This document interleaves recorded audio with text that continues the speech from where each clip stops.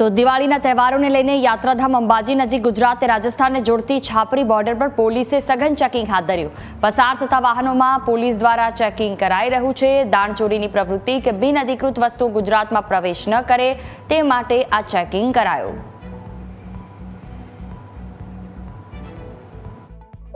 શક્તિપીઠ અંબાજી નજીક રાજસ્થાન બોર્ડર આવેલી છે અને આપ જોઈ શકો છો કે હાલ જે પોલીસનો ચુસ્ત બંદોબસ્ત છે અને આ જે બોર્ડર જે છે રાજસ્થાન અને ગુજરાતને જોડતી બોર્ડર છે।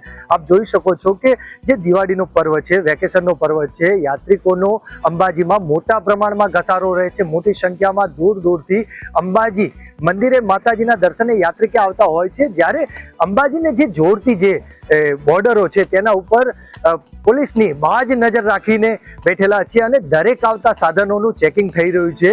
કોઈ અપરાધી હોય કે કોઈ નશીલા પદાર્થ હોય એ સીમામાંથી જે રાજસ્થાન સીમામાંથી ગુજરાતમાં પ્રવેશી ના શકે તેના માટે પોલીસ ખડે પગે છે અને યાત્રિકોની સુરક્ષા અને સલામતી માટે એ ખડે પગે રહીને કામ કરી રહી છે। જેના હિસાબે જે આ તહેવારના દિવસો છે, વેકેશનના દિવસો છે, શાંતિપૂર્વક નીવડી શકે અને લોકોને સુરક્ષા અને સલામતી મળે। વિક્રમ સરગરા, ન્યૂઝ કેપિટલ, અંબાજી।